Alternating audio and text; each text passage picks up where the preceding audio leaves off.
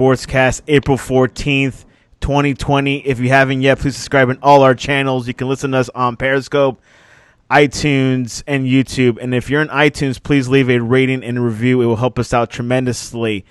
And, of course, you can visit us on thesportscast.net, thesportscast.net. Today's sponsor is Instant Bible app. Crave versus in Pictures. Download Instant Bible today in the iOS App Store. The Pittsburgh Steelers had somewhat of an offseason in the NFL free agency, and expectations in the NFL draft is going to happen, most likely to draft a quarterback. And joining us today, double duty, Joe Toscano and Justin Riley. Welcome to the Sportscast. Oh, thanks for having us. Hey, glad to be here again, man. Always looking forward to talking about some football. Joey, we had Joey, I believe, last year, right, Justin? Yeah, shortly before football season got kicked off, yeah. Almost, right. yeah, which is still before and after, right in the middle. Joe, can you tell the audience a little bit about yourself and why are you so popular? And why are you, right here on the Sportscast with us? I am everything Pittsburgh and everything Steelers. I'm Joey Bag of Donuts, V instead of an F on Twitter. I'm popular on Twitter because I'm on there 24/7. I don't really sleep. I tweet all the time. That's your full-time job, right? Basically, oh God, I wish I could make money doing that. I live and breathe and eat Pittsburgh sports and especially the Steelers. We'll also be touching on the Penguins because there's been requests about talking a little bit about the the Pittsburgh Penguins and see where it's at. Justin Riley, you're an Alabama supporter. There's a lot of talk about Tua Tagovailoa, but we'll get there a little bit later in the show. Let's go into the NFL draft. Obviously, there's been rumors about Steelers getting a quarterback, not getting a quarterback, possibly getting a free agent like Cam Newton. Joe, what have you been hearing in Pittsburgh?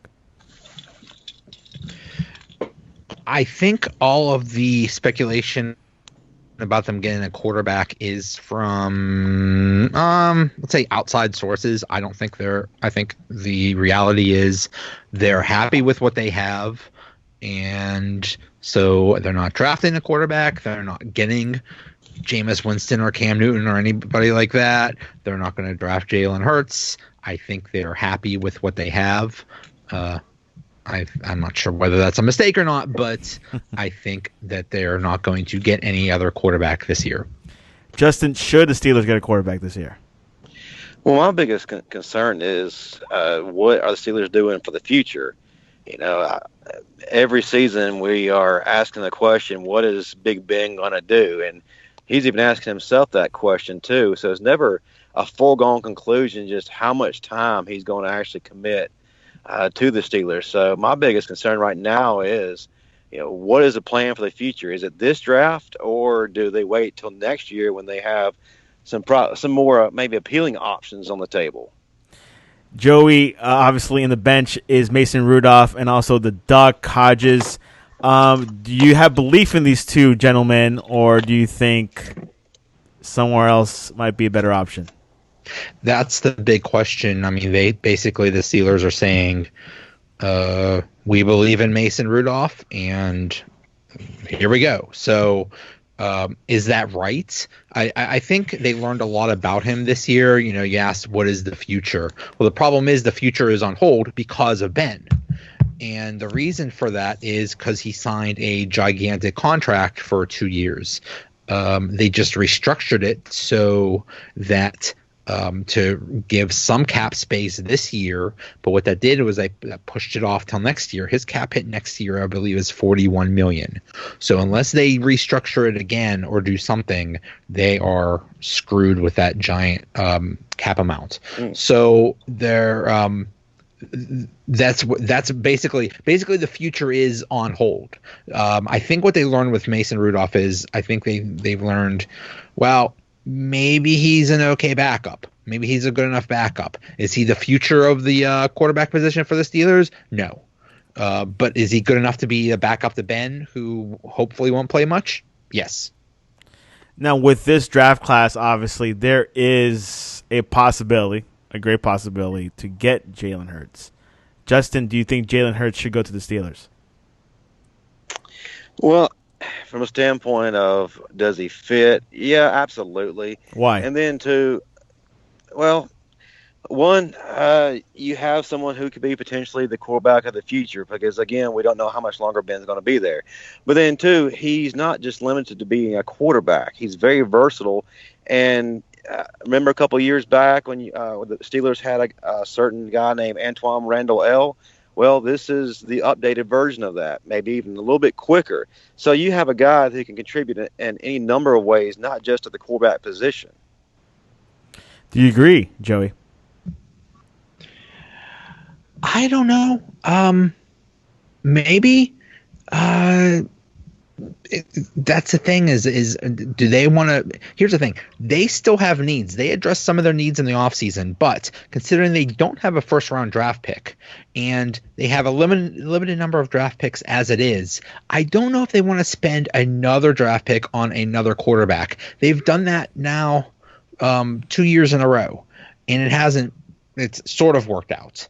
I just don't see them spending another draft pick on another quarterback when they're basically married to Ben for at least the next year or two. How long do you think Ben will last? At least this year and maybe next, and that's it. Yeah. Well, I got a question though. Go ahead.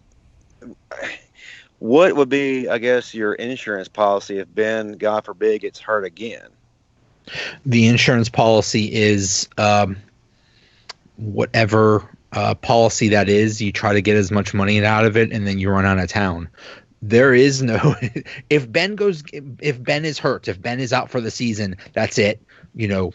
Forget about it. They're screwed. And that's my problem with it is basically.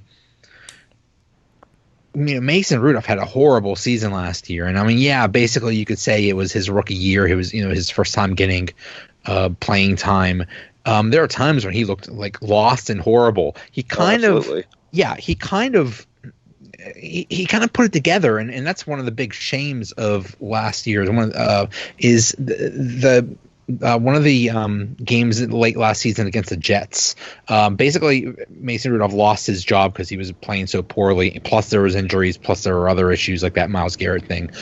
So Duck Hodges was in there, and then Duck, was ineffective. So Mason went back in, and he started to play really well in that Jets game, and then he got hurt. He got a serious, I believe, collarbone or shoulder injury or something like that. So that's the big shame is we don't know. Is he back? Was he good enough? Was he going to progress? Who knows? Because we never found out. So I wish they would have got some kind of veteran, but they're basically saying this is it. We're putting all our eggs in Ben's basket. Hopefully Ben is okay. Hopefully he'll stay healthy. And if not, oh well, we're screwed. Well, let me ask a question to follow up with that. Let's just say in the event he does get hurt, then all of a sudden, you're stuck with either Rudolph or Hodges again, which I have more confidence in Hodges. I think that he's shown a little more flashes of being a better player. But do the Steelers fans are they still going to be with Tomlin at that point if they don't have a good year, with their star quarterback going down again? I think if it's another situation like last year, I think everybody realizes that's it. I mean, maybe if everything goes right, maybe they could barely make the playoffs with Rudolph or Duck. But basically, everything rests on Ben. They're for as much as they paid him in the salary cap, it all rests on Ben. And I mean, he is the leader of the team. He is a future Hall of Famer. They put everything in him, basically saying, we got you for 1 or 2 more years. We're going to get everything we can out of you. Hopefully he returns from this injury. Hopefully he doesn't get hurt. And that's what their hope is. What it sounds like, Justin, Pittsburgh does not want a quarterback. Well, from all indications, just basically talking to Joe, absolutely. And it seems to me like majority of the Jalen Hurts talk to Pittsburgh, or rumblings of Cam Newton possibly going there, is all media generated, which don't surprise me one bit. Anything to sell a story, anything to provide clickbait and get some attention. So, that gives us a new perspective on this whole situation. Joe, what would a Cam Newton look like in Pittsburgh? I think that would be interesting. I think Cam still has a lot left to offer. I think the only thing that hurt him in the past few years is injuries. So if he could come back fully healed, I think he still has a lot in the tank. So I'd like to see that, but I mean, it's not going to happen this year. Justin Riley, how would Cam fit in Pittsburgh? Well, like Joe just said, it all just comes down to, if he were to arrive in Pittsburgh, is he going to be the healthy Cam? If he's going to be the healthy Cam, then yeah, absolutely, the sky's the limit. And it also takes care of the problem of, if Ben goes down, what happens? And then if Ben decides to hang it up, who's going to take over the reins? You got a veteran, but not only a veteran taking the place of Ben, you have a former league MVP. So if things work out well, and that does happen, and you got a healthy Cam, then Pittsburgh has a lot to benefit from that possible acquisition. Steelers have 7 picks. Their first pick is the 409th pick in the second round. Then 102, 124, 135, 108th pick, and the 232th pick, 232nd pick. What pieces you guys want for the Steelers team? Joe? What I want, I think they did a pretty good job of addressing their major needs through free agency or trades. They lost Javon Hargrave, and they picked up Wormley from the Ravens, and I don't think he is a replacement for Hargrave. I think he's just another person on the defensive line. So they still need someone there, but they had a big hole at tight end, and they got Eric Ebron, and that's going to help a lot. So there are still holes. They lost Mark Barron, which was a backup inside linebacker. They're very thin at safety. So they need a safety. They need a linebacker.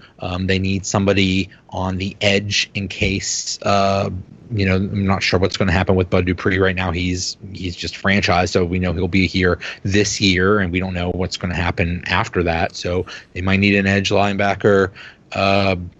But I think what they're going to do is get a running back or wide receiver. That's what I keep hearing over and over again. I think they're in win now mode. I think they want another weapon for Ben. I don't really understand that, because I think the running back group and the wide receiver group are they're okay. They're good enough, I think. And I think they'll be much better if Ben is back and healthier. So I don't really get that, but it sounds like they're going to try to go with a playmaker, someone else that could score touchdowns. When reading from the Steelers Wire, which is from USA Today, that there's one mock-up that has Clemson's wide receiver T. Higgins going to Pittsburgh. Justin, you know Clemson pretty well. Do you think T. Higgins would be a good fit for the Steelers? Well, man, he's a talent, man, and I should know, because he made us look like fools, us being Alabama, that is, in the national championship game. And T. Higgins is just as solid as they come. And when they need him in a big game, he's going to show up. He did against he did against Ohio State and several other opponents. But, there are other receivers who are on the board as well. You got Michael Pittman from USC, who just is a specimen and just really showed out the combine. You also have Jalen Reagor as well, a wide receiver out of TCU. And, any number of those players I just mentioned would be a solid fit. Obviously, I guess Steelers fans aren't really happy with the current situation at wide receiver. Juju had a really disappointing season. The leading receiver, was James Washington, and he had a decent season. But then again, is that what the Steelers actually want? I mean, We expected Juju to be the playmaker this year. The stage was set. The platform was his, but he didn't exactly take that baton and run with it like a lot of us thought he would. But Joe, are y'all really happy, I guess, with the running back situation? Is Benny Snell that perfect complement to Connor? We don't know. He had a very nice rookie season, but the knock on Benny Snell was maybe not the quickest guy. So basically, the whatever you want to call it, the conventional wisdom on him is basically he's going to have to do what James Conner did after his rookie season, and that is change his body. If that's getting bigger to be the thumper or getting smaller to be quicker, then so be it. My guess would be he would have to get a little bit smaller to be quicker. But he did show some promise, so it's nice. But is he the long-term situation at running back? I'm not sure. James Conner is great guy. The problem is he's just so injury prone, and with his running style, he runs so hard. It's so easy for him to get hurt all the time. So he's great, but he's not there all the time. And his rookie deal is almost up. So he's not going to be around much longer. So I could totally see them getting a running back. But as for how that would look this season, I don't know. It would get pretty crowded because the Steelers like to run one guy and basically run them till the quote unquote wheels fall off. So they're not real big on that running back by committee thing. So if they get a running back, it could get a little crowded. There is one mock-up that has Clyde Edwards from LSU, Justin. Oh yeah, that'd be a great spot for Pittsburgh. I thought about that earlier today. I mean, he's a guy who can run between the tackles, but he can also catch the ball out of the backfield too. He's very versatile, and I think that he would be an asset to the Steelers as well as any offense. But also too, another name that stands out to me, Joe. What if Cam Akers is sitting there? Do the Steelers jump on him? Cam Akers is a pretty solid pick, and he was on a really bad team, but he still shined. Do y'all take him if he's there? Yeah. Basically, the way I understand it, the running back class right now is there are 5 that are like in the same tier. Like the top 5 guys are all interchangeable. They're all really good. J.K. Dobbins, Swift, Jonathan Taylor, Akers, DeAndre Swift, Clyde Edwards-Helaire. So if they got any one of those guys, and I've heard, Clyde Edwards-Helaire is a very popular choice. Also, I've heard Akers is a popular choice. So if they got any one of those guys, I think they would be very happy. And of course, y'all just like you just mentioned about the defense, you lost Hargrave, but you did pick up XFL standout Kayvon Walker. He's pretty solid. The banked up XFL, which he'll compete for a job with McCullers. But how happy are y'all with Isaiah Buggs? We don't know because he didn't really play that much. So that's the thing is like how are they going to replace Hargrave? They might use what they have like Tyson Alualu or Dan McCullers, who is just I'm not sure why he's even on the roster anymore. But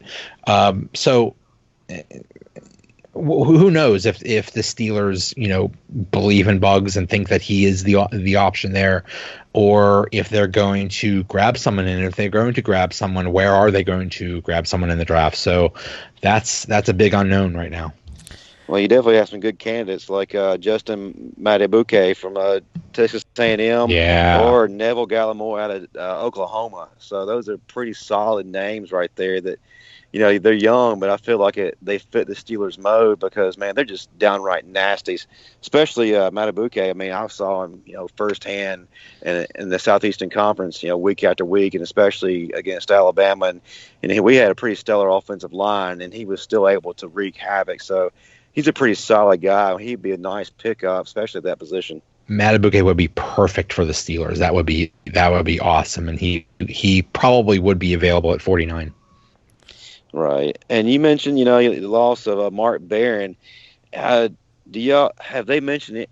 Y'all heard any mention of, possibly getting Troy Dye from Oregon, or maybe taking a chance with Willie Gay from Mississippi State? Possibly. Another thing I'm hearing is they're actually happy with what they have in house, and that's Ulysses Gilbert. Right. Whether that's true or not, we'll see. I mean, I think they're just they're in a nice position that there's, these are, if their needs are, back up this or back up that, or their offensive line is pretty old. They could really use someone there. So they're in a nice position of just, sitting back and waiting for something to fall to them. They could take the quote unquote best player available and just, whatever position it is, they can make it work. So it's a very nice position to be in. Last year, they had a desperate need at inside linebacker, and they had to trade up to get Devin Bush. That worked out great, but still, not ideal if you want to trade up and mortgage a future and lose draft picks and stuff. So they're not in that position this year. The Minka Fitzpatrick thing worked out great. Oh man, didn't it? Yeah, Alabama. Yeah. Oh God, they absolutely love him. He is fit in so well here. They just love we just love Minka here. So they don't have that first round pick, but they could just sit back and take anybody, and it's good. Joe, also Troy Dye from Oregon is an option the Steelers could take. What have you been hearing about him? I'm actually seeing him being taken at 124 in a mock draft on the Athletics. So linebacker. Yeah, that's a very good option. Let's go into the free agency, what the Steelers did so far during the free agency period. Steelers agreed to trade Wormley, which Joe mentioned before. Steelers tender off to Mike Hilton. What are your thoughts about that? Mike Hilton is awesome. I'm glad they're going to keep him. He's very undersized but very smart. He knows when exactly to blitz and when not to. He could go all around the field. They let him just do what he wants, and he's very smart. So yeah, he's undersized, but he works very well on that defense. And Zach Banner signs a 1-year deal. Big fan favorites. Every time they would bring him in and say Zach Banner is tackle eligible, the crowd would go wild. Oh yeah, I'm not sure why. It is a mystery how that started. Just it's some home game crowd. The fans started going crazy, and then everybody picked up on it, and every time it was announced, the crowd went wild. It was very cute and funny. As to what I think he might have a chance to try out for the one of the tackle spots. Right tackle is open right now, so it's either Matt Filer or him, or however they decided they're going to do that. But I don't think he's actually that good. Maybe he's a backup or something in a cute story, but I don't think he's actually that great. Ryan Shazier was placed on the reserve retire list.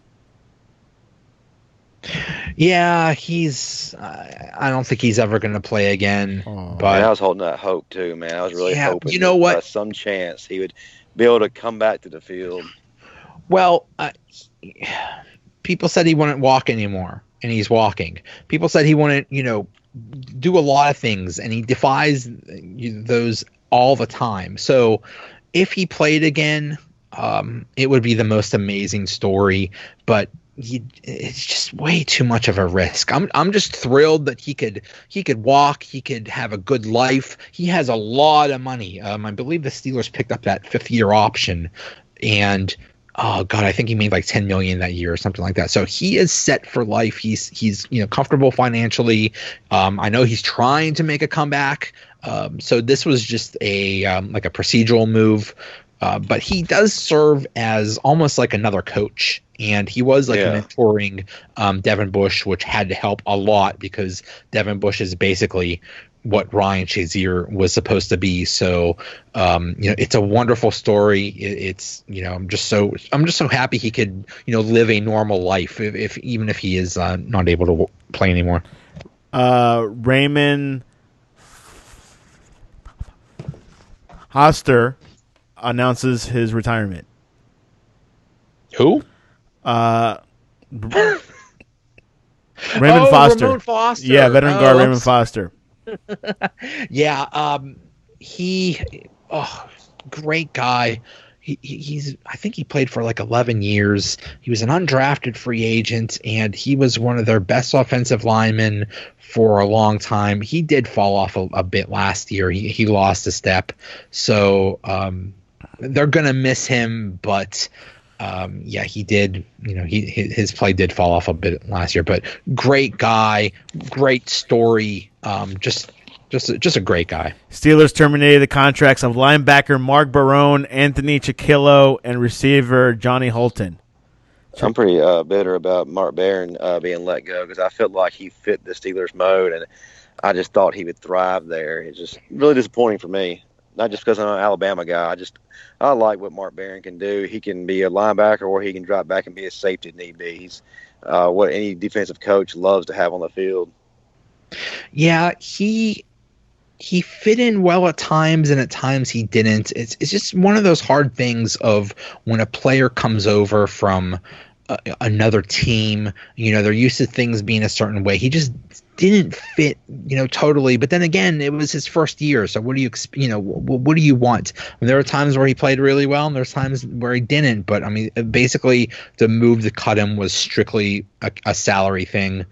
They would have loved to have had him, but it was just, they needed to free up money to get Bud Dupree and get other free agents. So it was a salary move. After hearing all this, guys, let's go first with Joe, then Justin. What are your expectations for the Steelers, and where will they end next season? I'm very excited. I think Ben is going to be not quote unquote back. He's not going to be what he was in his prime, but he's still going to be very good. And whereas in the past few seasons where you had to rely on Ben and Antonio Brown and Le'Veon Bell to put up 30 points and hope that was enough for the Steelers to win because the defense sucks so bad. Now it's the complete opposite. The defense just came together, and mostly because of that Minkah Fitzpatrick trade. Yes. They are nasty. They're good, and most everybody is back. So it is going to be one scary unit. So instead of having to put up 30, now the Steelers only might have to put up 20, and I think that's doable. I think the quarterback play last year was so bad at times that any mediocre quarterback could have taken them to the playoffs last year. So now you're going to have Ben, hopefully recovered from his injury, hopefully with a lot to prove, and this is one of his last chances to make the Super Bowl. So I think the Steelers are at least going to make the playoffs. I see something like, maybe 10-6, something like that. Obviously, you're in a division with the Ravens, so you're not going to win the division. But now I guess they just expanded the playoffs. So I think every team gets to go in or something like that. So they'll make the playoffs. But I could see 10-6, something like that. Justin. Well, if the game Jalen Hurts, okay. No, not at all. And this is completely unbiased. And I love the Steelers, but I'm a Ravens fan first. But I feel like they're going to give us competition. The main thing is, what version of Ben Roethlisberger are we going to have? Is he going to have a healthy season? No, he's not. He's not really the same quarterback that he once was in his prime, like Joe just said. But that's still a lot better than a lot of quarterback situations in the league. But also, too, it provides stability. And what's really amazing about the Steelers right now is, a hell of a defense, no question. Minkah Fitzpatrick, when that trade happened, I jumped for joy because I just thought that was the most amazing acquisition that the Steelers could I was have. But disappointed. also, yeah, being a Dolphins guy, I'm But we sure got you more draft were. picks, though. So But well, yeah, but I loved as a football fan seeing Minka go there because I felt like that's where he needs to be. That's a team that can really benefit from his skill set, and also he can benefit. He can also add more to them. Uh, what I loved about the Steelers last year was one, you remove the toxicity of Le'Veon Bell and Antonio Brown, amen. Yeah. and you Right, had a Joe? team. Le'Veon Bell was almost a Raven. I wouldn't have accepted him. Not all. Trouble. I would have had to pick. I would have had to pick a different team because I would not have accepted that move. Hey, but we got Mark Ingram. That's who I wanted. So, and it turned out wonderfully.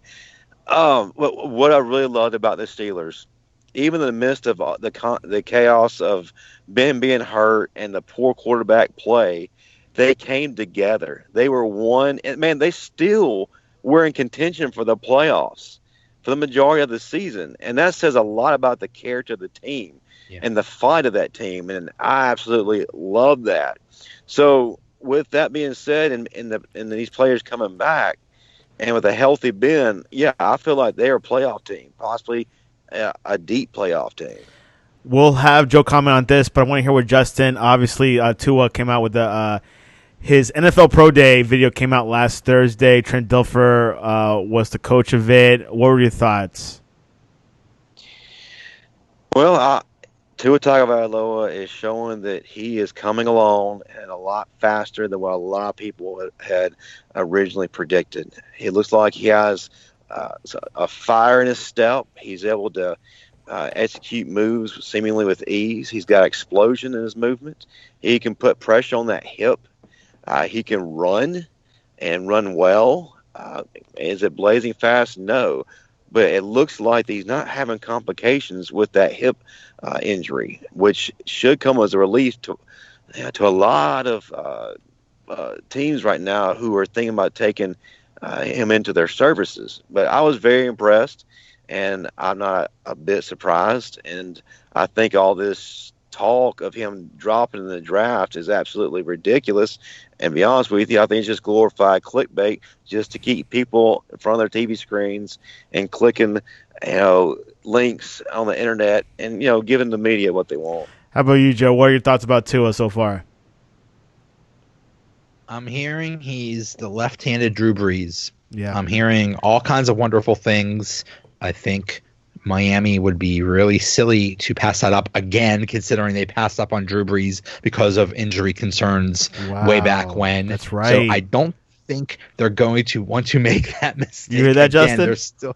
They're still I do hear regretting that. And who was the coach of Miami when that happened? Nick Saban. Oh, wow. Oh, wow. Full circle. Oh, man. But I mean, you can't blame Saban for that because I'm sure the people in the organization said hey, don't get this guy. I'm sure it wasn't just his decision or anything like that. So, but the funny thing is, if Saban does get Drew Brees, Miami probably does really well, and Saban does not go back to Alabama. So, but. Yeah, I'm just hearing all kinds of wonderful things about Tua. I mean, before he got hurt, he was considered one of the greatest quarterback prospects ever. So, just because of an injury, he should still be considered very good. I've heard good things, so I think I think Miami will take him. Wow, Justin, you heard that? Everyone's saying Herbert. He's saying Tua. Well, it's going to be either way, but the thing is, he made a very valid point. It would be absolutely foolish, even though he's got that negative history, for an organization to pass up on him, because it could be, it's a high risk, but the reward could be very high as well. And you could have a situation like with Drew Brees where he could come in and take off and just completely change the face of the organization for years to come. So you got to be willing to take a gamble with a player of his magnitude. And like Joe said, before the injury, he was considered the best at his position and the best player that coming into this draft. He could have gone to Cincinnati. Oh, Yeah. thank God he's not. Yeah. Joey, what are your thoughts about Justin Herbert? I think it's going to be interesting because you have Miami at 5 and the Chargers at 6. And I think if the Chargers want to a bad enough, they might get into a bidding war with maybe. I mean, I don't see Cincinnati trading out. I don't see the Redskins trading out. I think the Redskins will end up with Chase Young. But then at 3, you have Detroit. It's a possibility Detroit might want to trade out of that spot, and there could be a nice bidding war. Ooh. I could see Tua going there to someone. Make things spicier. So it could be the Chargers wanting to. We'll see. I mean, they're both desperate for a quarterback. With the Let A's, me ask you something. go ahead, Just. Joe, like you said, the Redskins draft Chase Young. Then they also have Montez Sweat there. I've heard talk that they might be willing to trade Jonathan Allen. Would that be something that the Steelers might be willing to jump on? That's a very talented defensive lineman, man, and he could definitely take care of a need there. It's interesting, but I think they're a little maxed out. I mean, the Steelers have almost a first-round pick at every single position on the defense. I think they're a little. But this is like the icing, I think. That's true. Allen. That's true. And I mean, they are in win now mode. So yeah, possibly something like that happened. But I mean, they took a high risk with the Minka trade. It did work out, but I don't know if they're going to want to continue that. But hey, you never know. Like I said, they're in win now mode. They need to win either this year or next year because that's all they gotta bend. So, hey, why not trade the future for him? We need to win now. Now, with Tom Brady going to Tampa Bay, Joe, are the Patriots being underestimated, or do you think they're a force to be reckoned with? What are they going to do at quarterback? That's a good question. I mean, are they going to stay in house? Are they going to? Who knows? Are they going to draft someone? I think I saw something that they were really in love with Jake Fromm or something like that. I don't know. Jordan Love, right, Justin? Jordan, yeah. Justin's not in love with him yet. I'm not a big Jordan Love fan. I really am not. He had one really good year, but it wasn't consistent enough for me to be willing to just go nuts and throw a parade for the guy. Which they had a whole segment of him this morning on SportsCenter. I'm not willing to jump on board. He's the hot, sexy thing right now. Is he Patrick Mahomes, Justin? Oh, yeah, we'll see. I've heard that. That's a tall glass. There's always this flavor of the week that the draft every year that they try to promote and make us believe in. When in all actuality, there's no reason for us to believe in. Yeah, it's. And then Tua goes to 9th in Jacksonville, and then Jordan Love gets drafted at 6. New England, Hoyer isn't the answer, but I've always heard a lot of great things about Jarrett Stidham. Now, what they're saying now, it may be completely what they were saying back then because they were saying that because they still had Brady and they felt like Brady was going to be there. So we don't know exactly how much panic is setting in or how much confidence there is. I don't know, like this whole timing, I don't know if the Patriots knew like months before when Tom Brady announced, but it felt like, once again, it feels like they found out too late. When Gronk left until like March, it feels like it was too late for them to scramble and find their plan B. Well, absolutely. They waited too late to try to find an heir apparent. They just banked, maybe it was arrogance, banked on the fact that Brady was going to be there, or the opinion that Brady was going to be there for at least 2 more years. And boy, it bit him in the butt because he's not there. Yeah, and it's funny because when I was working out this morning, I was thinking about Belichick, probably thinking, man, I think I lost a good asset with Brady. He was the one that part of him was the one that brought in good players. Feels like they're could be struggling getting some players in. I don't know. That's what I'm thinking, or maybe in the future, but still got Belichick. just remember everything changed when they got Antonio Brown and then lost him real quick. If Antonio Brown stayed with the Patriots the whole year, I think it would have been a whole different conversation. I think the Patriots would have been a lot better. I think Tom Brady and Antonio Brown would have been a devastating combination. And yeah, losing Gronk, losing Antonio Brown, and then just desperate to, when they try to get Sanu, they try to there were so many horrible options, and I think, maybe Brady just got tired of that. He's like, hey, please give me something here. Well, that's the thing, like you said, if Antonio Brown would have stayed there, it's a completely different conversation. And to be honest with you, I think that's probably the only organization that really could have kept Antonio Brown in check. I don't think any other organization could have done it.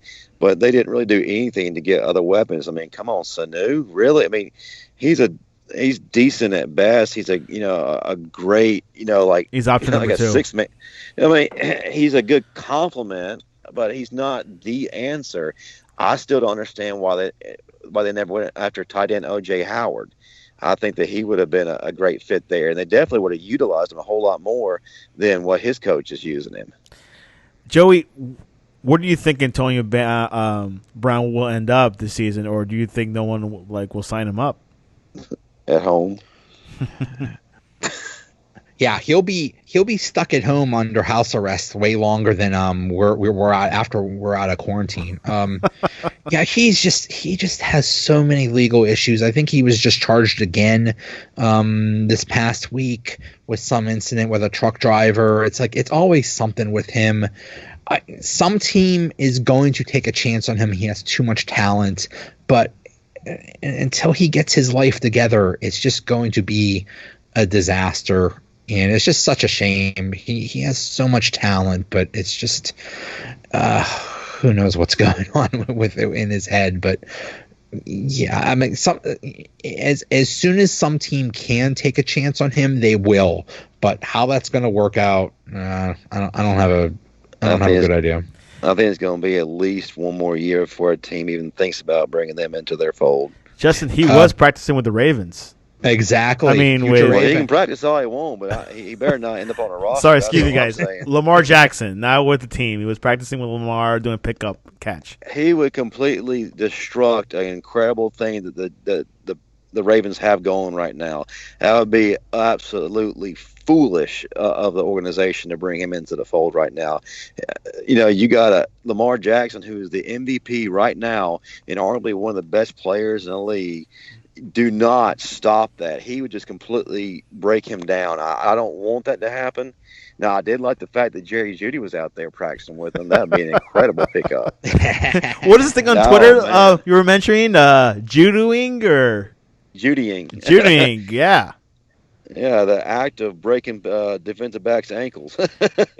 Which Jerry Jeudy could be the first wide receiver being picked. Obviously, he's in the competition with Henry Ruggs and CeeDee Lamb, so it'd be interesting which one goes first. I think Jerry will go first, but you never know with these teams. Guys, any closing words before we head into the random question? I got something. Joe, you're a wrestling fan, right? Yes, sir. I gotta hear your take on WrestleMania, man. For me, as a fan, the circumstances were different. Something that we weren't used to seeing without the audiences. But my gosh, the product we got with the Boneyard match, and then the Funhouse match. What are your thoughts on what you saw? I agree. I think the circumstances are, crazy, and it's nice that they're putting out any wrestling at all. It's nice that, it's one of the few things out there that are putting out original content every week, which is really nice. I personally hate all this empty arena stuff. I think I know they can't avoid it, but man, I just wish they would at least have a few people in the crowd, something making noise. It's just so weird being in an empty place. So those matches inside there were to just me, not that great. But like you said, that Boneyard match and the fire, oh my goodness, that was so cool. That was them, thinking outside the box and taking advantage of the situation. And that's not something you could do in front of 70,000 people. It's it's like they made a mini movie of that Undertaker thing, and it played out so well. They did such a good job with it. That could have easily been like some cheap, low production, like B movie type thing, but they made it look really good. And the Firefly. Now I'm a pretty hardcore wrestling fan. There were so many inside references in that Firefly Funhouse thing. Oh, was especially so NWO and good. Yeah, the NWO thing. Kudos to John Cena to allow them to make fun of him for 10 minutes, and it was very cool. So, but under the circumstances, they did as good as they could. It was, and for the most part, it came off really good. Speaking of, I thought it was go ahead. Amazing from a standpoint that, let's just be honest. Here in the recent years, the WWE has not really put out a great product. I mean, it's been pretty boring at times. The storytelling has been awful. It's just, I think that comes to the fact that they really haven't had solid competition until now with AEW rising up at the moment. But it finally gave them a swift kick in the butt to actually start the creative wheels going again. And it was just refreshing to see that, they can still come up with something that's creative. And I have to believe that they got that idea for the Boneyard match from something previously that Matt Hardy did. But my gosh, what they did was take it to another level, and it was like watching this intense movie. And I didn't want it to end. And the thing is, it's also incredible, is that you think the Undertaker has wrestled his last match, or it's his time to walk off into the sunset, and rightfully so because of what he's done. But it's like he keeps doing more, and you're like, good Lord, this guy could go on for another 5 years or so. If he does that, if he does things like that, I could see. I'd be very happy if he came back once a year and did something like what he did in this past WrestleMania. It was so cool. And I mean, and other people can come back. I don't want to see Hulk Hogan again wrestle, but hey, maybe Undertaker for Sting. How cool would that be? I mean, you could do a lot of things in that. It should happen. You could do a lot of things in that kind of format. So. Yeah, keep bringing it. The Boneyard match, they should have had Sting versus Undertaker. That would have been the most epic event probably ever in my mind.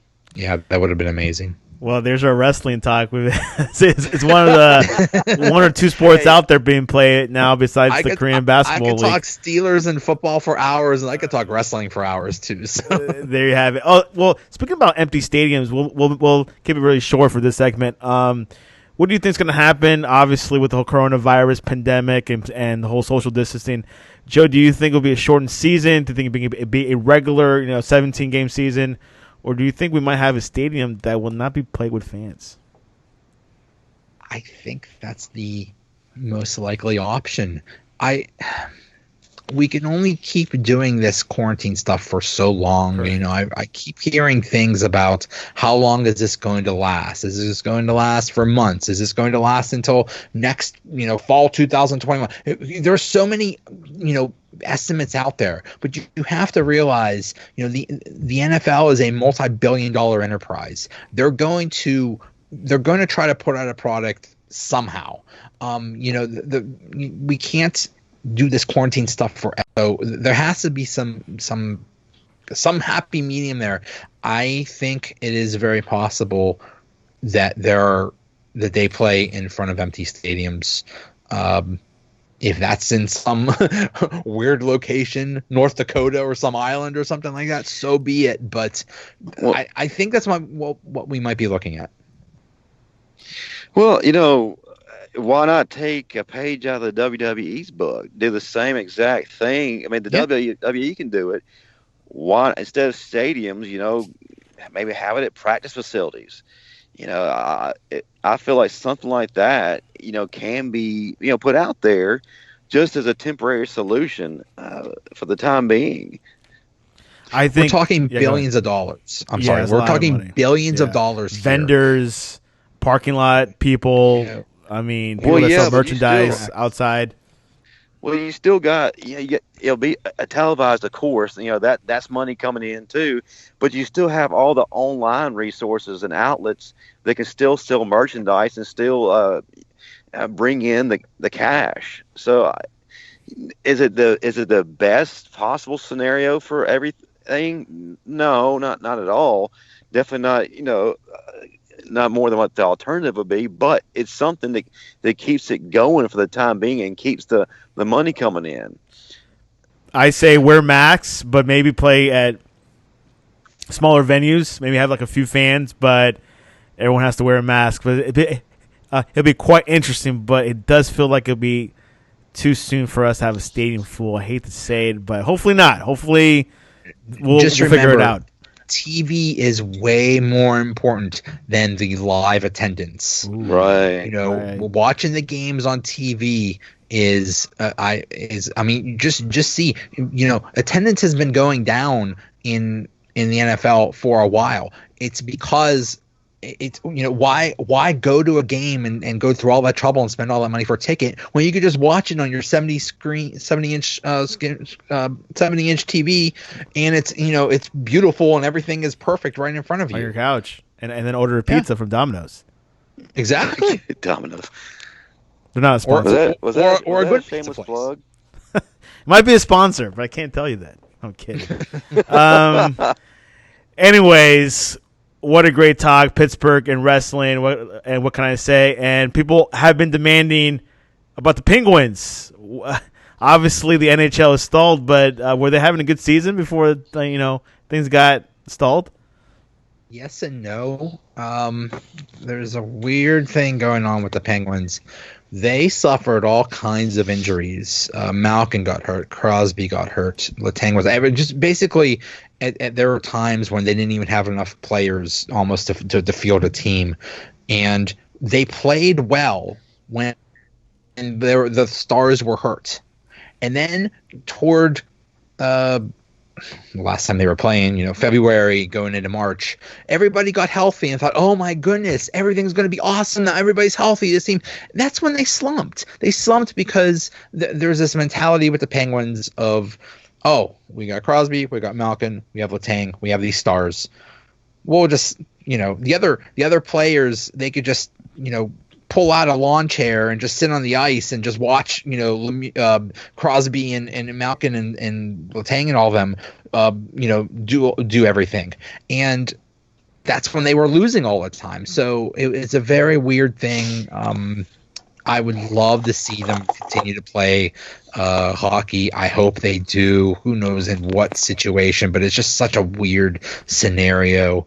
I don't know if we're going to see any more basketball or hockey the rest of this year. It's funny because I hear news about almost every league except the NHL, so I don't know what they're planning to do.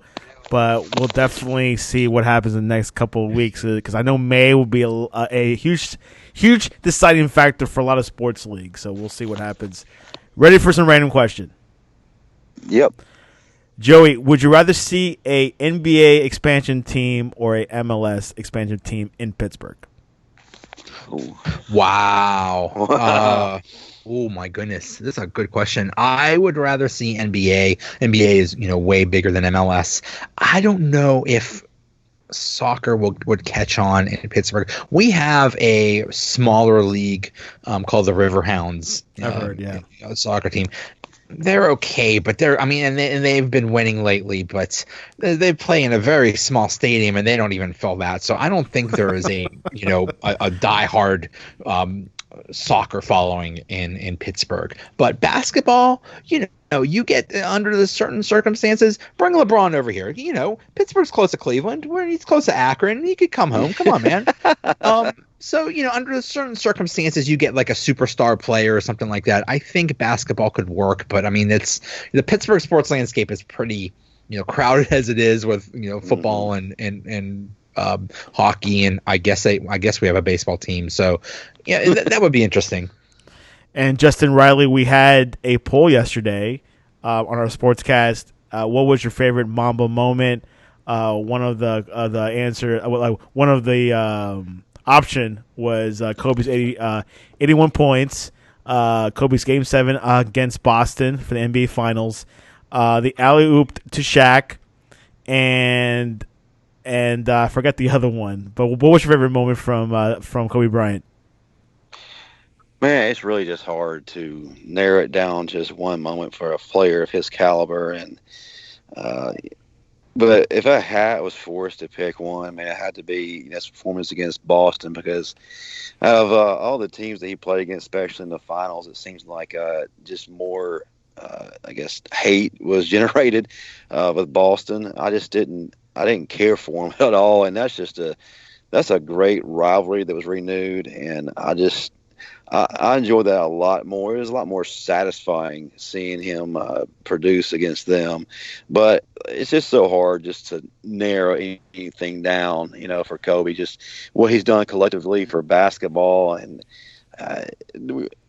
words can't put it, can't describe, what he has meant to the sport, as well as the people he's affected. And the fourth option was a free throw with Achilles injury. That was the fourth one. That would be mine. Okay, there you go. Which that one got 0%, and the first one was the 81 points got 57%. Second was Game 7 versus Boston, 28%, and Bryant's Kobe to Shaq alley oop was 14.3, and last free throw with Achilles injury got 0. But if Joe would have voted, it would have been a 1%, I guess.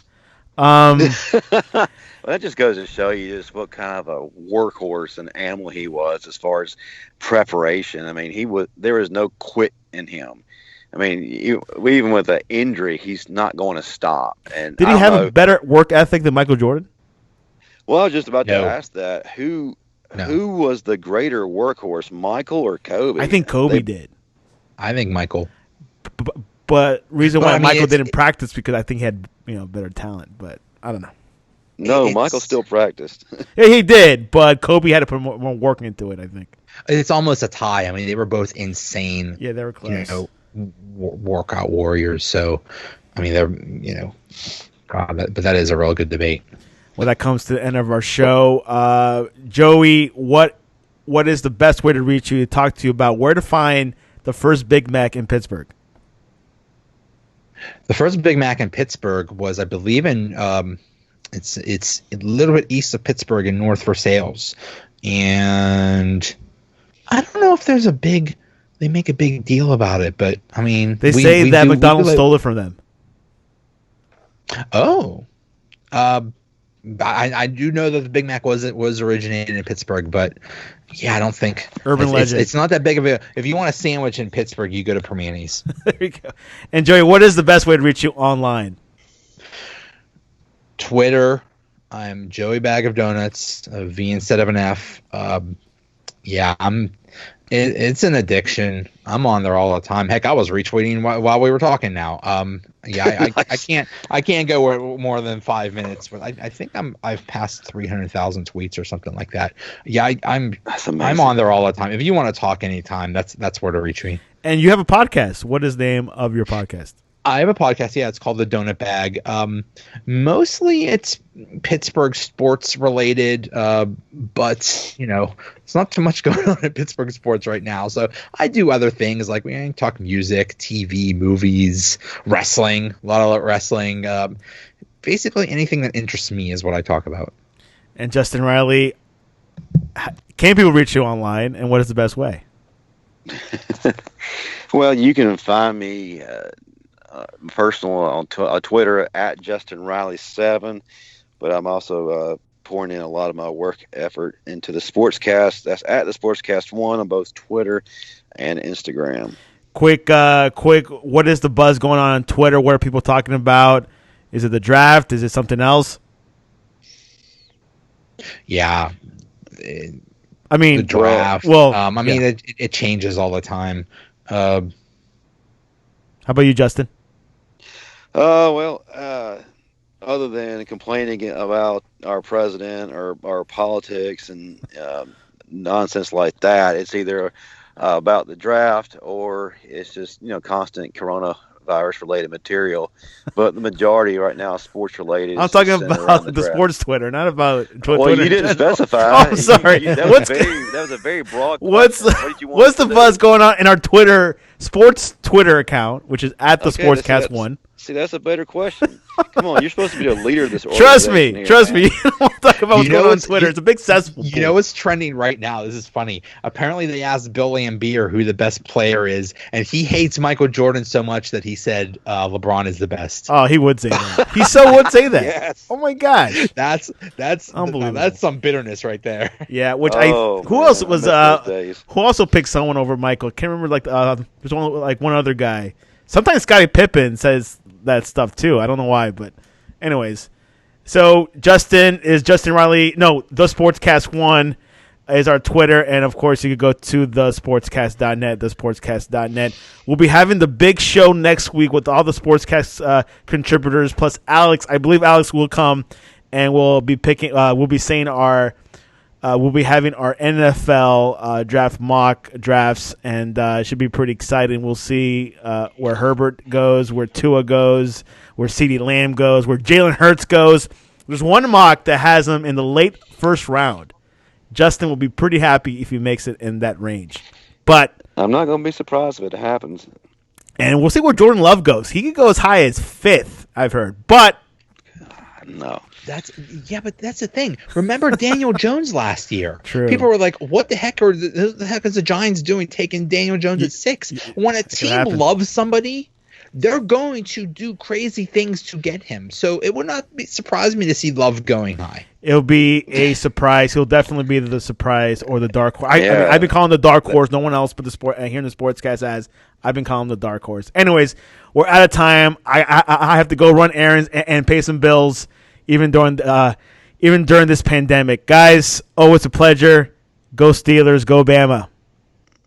All right, glad to be here, man. Enjoyed it. Thank you.